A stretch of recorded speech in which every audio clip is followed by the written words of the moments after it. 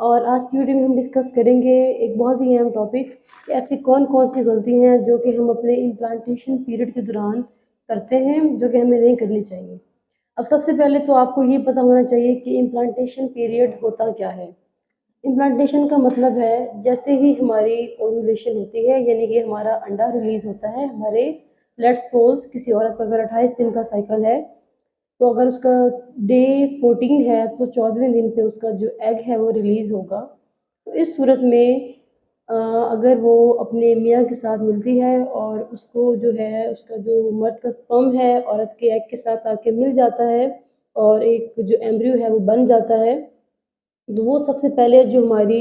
Tube کا first part ہوتا ہے وہاں پہ جا کے جو ہے وہ آپس میں ملتے ہیں۔ اس کے بعد اس زائگوٹ نے اس ایمبریو نے نیچے ٹریول کرنا ہوتا ہے اور وہ جا کے یوٹرس یعنی کہ بچھدانے کے اندر جا کے امپلانٹ ہوتا ہے، یعنی کہ اٹیچ ہوتا ہے۔ یہ جو سارا ٹائم پیریڈ ہوتا ہے جس کے اندر آپ اپنی فرٹیلائزیشن سے لے کے آپ کے پیریڈس کی ڈیٹ تک جو ٹائم ہوتا ہے وہ سارا امپلانٹیشن پیریڈ ہوتا ہے۔ اور یوزلی جو آپ کی امپلانٹیشن جو ہوتی ہے وہ تقریباً آپ کے ایگ ریلیز ہونے کے 7-8 دن کے اندر، یعنی 1 ویک جو ٹائم ہوتا ہے اس کے اندر اندر آپ کی جو امپلانٹیشن ہے وہ ہو جاتی ہے۔ تو اس ٹائم پیریڈ میں ایسی کون کون سی مسٹیک ہے جو آپ کو نہیں کرنی چاہیے، یا ایسی کون سی احتیاط ہے جو آپ کو کرنی چاہیے جس سے آپ اپنے حمل ہونے کے جو چانسز ہوتے ہیں، اپنے جو فرٹیلیٹی ہے اس کو بوسٹ کر سکتے ہیں۔ تو سب سے پہلے میں یہ بتا دوں کہ کچھ ایسی فیمیلز ہوتی ہیں جو آ کے کمپلین کرتی ہیں کہ ان کو پیریڈس کی ڈیٹ سے 3-4 دن پہلے جو پریگننسی کی ساری سمٹمز ہوتی ہیں، علامات ہوتی ہیں، جیسے کہ متلی ہونا، الٹی کی شکایت ہونا، منہ کا ذائقہ خراب ہونا، گھبراہٹ ہونا، چکر آنا، بلڈ پریشر لو ہونا، شوگر لیول لو ہو جانا، یعنی جو بھی حمل کی ارلی پریگننسی کی علامات ہوتی ہیں ان کو آنا شروع ہو جاتی ہیں، لیکن ان کو جو ہے پیریڈز ہو جاتے ہیں۔ تو جس کو ہم عام زبان میں جس کو میڈیکلی ہم سوڈو پریگننسی بھی کہہ سکتے ہیں کہ آپ کو جو ہے ساری حمل والی حاملہ خاتون والی علامات ہیں لیکن آپ کو حمل ٹھہرا نہیں ہے، آپ کو پیریڈز ہو رہے ہیں۔ تو ایسی کون کون سی غلطیاں ہیں جو آپ نے اپنی امپلانٹیشن پیریڈ کے دوران کر دی ہیں جس سے آپ کو آپ کی جو ہے فرٹیلائزیشن تو ہوئی ہے لیکن آپ نے کنسیو نہیں کیا، آپ کو حمل نہیں ہوا۔ اب سب سے پہلے میں آپ کو بتاتی چلوں، جب آپ کی فرٹیلائزیشن ہو جاتی ہے تو اس دوران آپ نے جو احتیاط کرنی ہے اس میں سب سے بڑی بات جو آپ کو اکثر آپ کے جو امی یا جو آپ کی دادی نانی وغیرہ بھی سمجھاتی ہوں گی کہ آپ نے اوولیشن کے بعد تھوڑی سی آپ نے جو ہے وہ گرم چیزوں سے اوائڈ کرنا ہے، جیسے کہ انڈا ہے یا ڈرائی فروٹس ہے، اس سے آپ نے اوائڈ کرنا ہے۔ تو سائنٹیفکلی پروون جو ہے یہ چیز نہیں ہے، لیکن اگر اس چیز کو اگر اوائڈ کریں تو اس کی کچھ فیمیلز کے اندر جو ریزلٹس ہیں وہ میں نے پازیٹیو دیکھے ہیں، تو آپ اس چیز کو اوائڈ کر سکتے ہیں۔ اس کے علاوہ جو بھی سیزنل ویریشنز ہوتی ہیں، یعنی کہ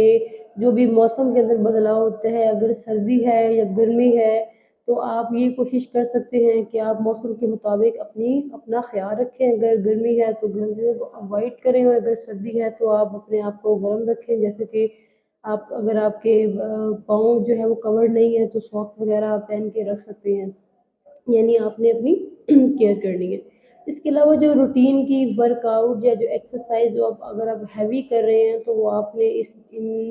پیریڈ میں آپ نے نہیں کرنی ہے۔ آپ نے کوشش کرنی ہے کہ آپ اپنا ویسے جیسے سمپل روٹین کا ورک آؤٹ جو واک وغیرہ آپ کر سکتے ہیں، کہ وہ اوبیسلی ضروری ہے کیونکہ واک یا ورک آؤٹ بھی آپ کی جو فرٹیلٹی ہے اس کو بوسٹ اپ کرنے کے لیے ضروری ہوتی ہے۔ تو آپ وہ واک کرتے رہیں، لیکن جو زیادہ ہیوی ایکسرسائز کوئی آپ کر رہے ہیں تو آپ کوشش کریں کہ وہ آپ اس کو اوائڈ کریں۔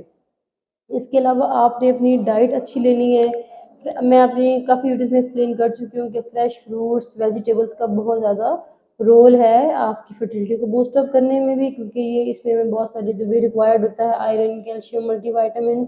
سارا ایک فروٹس ویجیٹیبلس کے اندر ہمیں انف اماؤنٹ میں ملتا ہے، ہمیں باہر سے سپلیمنٹ لینے کی ضرورت پیش نہیں آتی۔